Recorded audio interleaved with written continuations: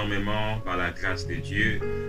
Soyez le bienvenu dans la présence de Dieu. Soyez le bienvenu à citer les termes de Christ, une cité de femmes et des hommes qui reflètent la vie de Jésus-Christ par leur façon de vivre. Et une cité des termes de Christ, une cité des gens qui témoignent de Jésus-Christ par leur façon de parler, par leur façon de réagir, par leur façon de faire les choses. Par la grâce de Dieu, dans notre mois d'août, Dieu nous a inspiré de parler sur l'Évangile. Et comme ici dans le mois, il y a 4 dimanches, nous avons réparti ce temps en 4 parties. Donc aujourd'hui, nous allons parler sur la première partie qui est dénommée « Comprendre l'Évangile ». Comprendre l'Évangile. Prions. Dieu Tout-Puissant, c'est toi l'auteur de l'inspiration, c'est toi l'auteur de l'enseignement. Enseigne-nous, Seigneur, ta parole. Nous avons besoin de la compréhension spirituelle et que fait en sorte que, Seigneur, ta parole nous édifie. Merci pour l'exaucement de nos prières au nom de Jésus, ainsi prié. Amen. Oui, nous allons parler ici, comprendre l'Évangile.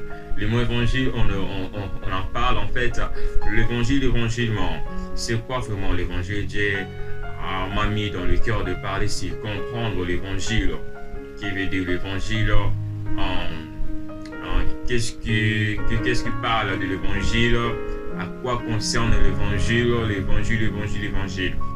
Voilà, comprendre l'évangile. En commençant par l'étymologie des mots évangile, le mot évangile provient des grecs anciens evangelium et du latin evangelium qui signifie justement la bonne nouvelle. Donc le mot évangile provient du grec ancien evangelium et du latin.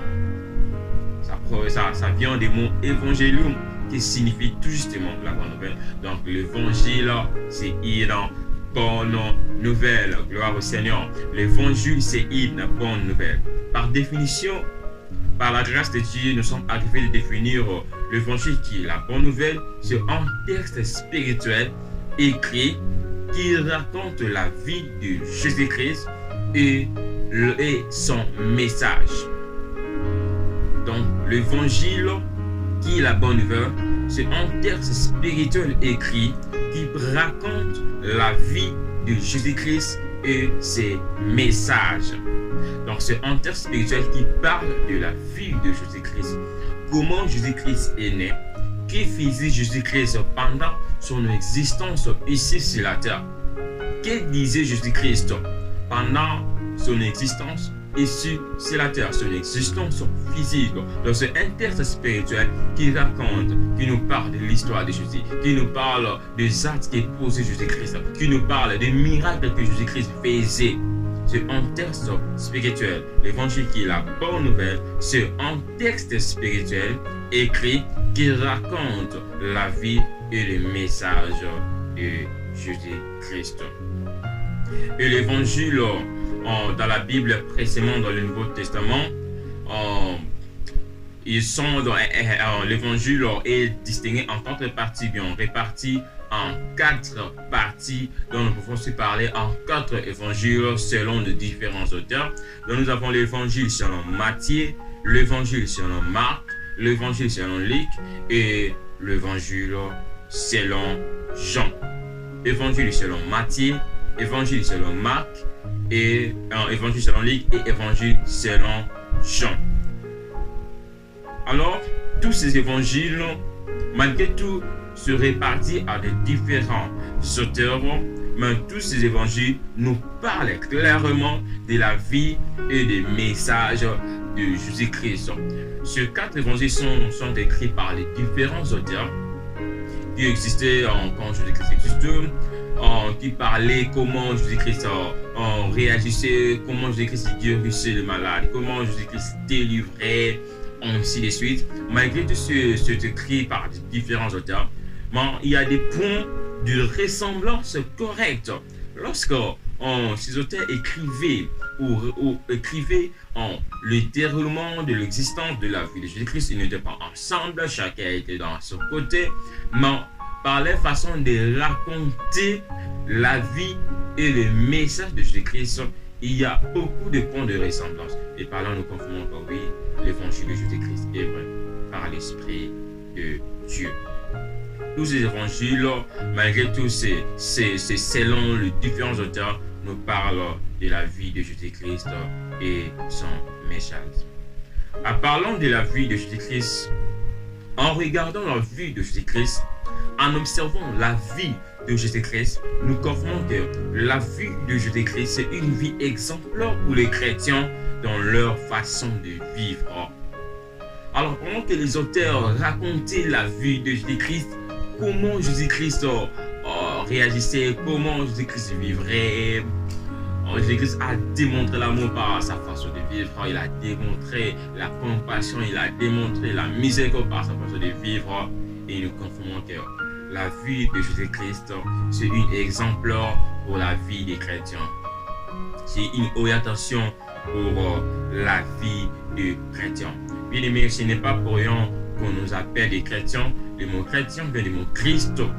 Chrétien est celui qui imite la vie de Jésus-Christ. La vie de Jésus-Christ, c'est notre façon, c'est notre façon de vivre. La vie de Jésus-Christ, c'est notre vie normalement en tant que chrétien. Nous confirmons que la vie de Jésus-Christ, c'est une vie exemplaire pour le chrétien dans leur façon de vivre. Il n'y a personne à imiter dans ce monde que Jésus-Christ. Alors, nous avons parlé que les évangiles racontent aussi les messages de Jésus-Christ. Alors, quels étaient les messages de Jésus-Christ? Jésus-Christ parlait de quoi? Jésus-Christ donnait quel message? Nous avons 3 messages importants dont Jésus-Christ s'est concerné de cela. Premièrement, nous avons le message de la repentance. Jésus-Christ, pendant ses enseignements, pendant ses prédications, pendant ses exhortations, il prêchait il parlait sur la repentance. Vraiment, il parlait sur la repentance. Dans Matthieu 4, le verset 17, il a bien dit, dès ce moment, Jésus-Christ commençant à prêcher et à dire, repentez-vous, car le royaume des cieux est proche. Bien-aimés, répentons-nous. Le royaume des cieux est proche. Le royaume des cieux est proche. Le royaume des cieux est proche, bien-aimés. S'il vous plaît, répentons-nous. Répentons-nous. La repentance, c'est le moyen qui nous permet de quitter les mauvaises vies que nous en avons et de venir dans une bonne vie selon la volonté de Dieu. De venir dans la vie que Jésus-Christ fait. Jésus-Christ parle sur la repentance. Repentez-vous, car le royaume des cieux est proche. Deuxième message de Jésus-Christ que Jésus-Christ parlait sur l'amour. Jésus-Christ parlait sur l'amour. Jésus-Christ parlait sur l'amour. Dans Luc 12, le verset 27, la Bible nous dit, il répondit, tu aimeras le Seigneur ton Dieu de tout ton cœur, de toute ton âme, de toute ta force et de toute ta pensée, et ton prochain comme toi-même. L'amour que Jésus-Christ parlait, il parlait de 2 types d'amour. L'amour, le premier amour, c'est l'amour de Dieu, et deuxième amour, l'amour de ton prochain. Tu dois aimer Dieu de tout ton cœur, aimer Dieu de toute ton âme, aimer Dieu de toute ta force, aimer Dieu de toute ta pensée, et aimer ton prochain comme toi-même. Aimer ton prochain comme toi-même. Alors, nous allons maintenant entamer directement le message ou le troisième message que Jésus-Christ parlait. Le troisième message que Jésus-Christ parlait sur le royaume de Dieu et la justice de Dieu. Le royaume de Dieu et la justice de Dieu. Matthieu 6, 33, la bien nous dit, cherchez premièrement le royaume et la justice de Dieu, et toutes ces choses vous seront données par-dessus. Le dernier message selon notre classement. Alors, Jésus-Christ nous parlait de chercher premièrement le royaume des cieux. De chercher premièrement le royaume des cieux, cela veut dire chercher premièrement la règne de Dieu dans ta vie et la justice de Dieu. Juste de Dieu, tout simplement veut dire la droiture de Dieu, la logique de Dieu. Et toutes les choses nous seront données par-dessus. Alors Jésus-Christ nous parlait, si nous regardons bien l'histoire, à partir de verset 20 à 33, Jésus-Christ parlait sur les chrétiens qui s'inquiètent par des choses. Donc c'est inutile de s'inquiéter pour quoi nous devons s'habiller. C'est inutile de s'inquiéter pour quel endroit nous pouvons prendre notre sommeil. C'est inutile de s'inquiéter. C'est inutile d'avoir des inquiétudes.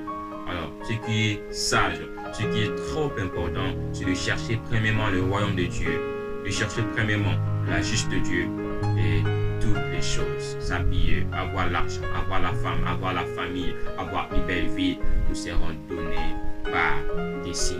Voilà les trois messages. Le premier message c'était la repentance, le deuxième message c'était l'amour, le troisième message c'était le royaume de Dieu et sa justice. Et sa justice. Bien-aimé, je voulais vous dire quelque chose de trop important, très important, très important, très important. Dans Marc 16, 15, ça vient nous dire, puis il leur dit, allez par tout le monde et prêchez la bonne nouvelle à toute la création. Allez par tout le monde et prêchez la bonne nouvelle à toute la création. La bonne nouvelle, c'est ça l'évangile. La bonne nouvelle doit être prêchée à toute la création. Voilà. Nous sommes à la fin. Que Dieu nous bénisse abondamment. On se voit à la prochaine dans notre deuxième partie. Merci beaucoup. Que Dieu vous bénisse.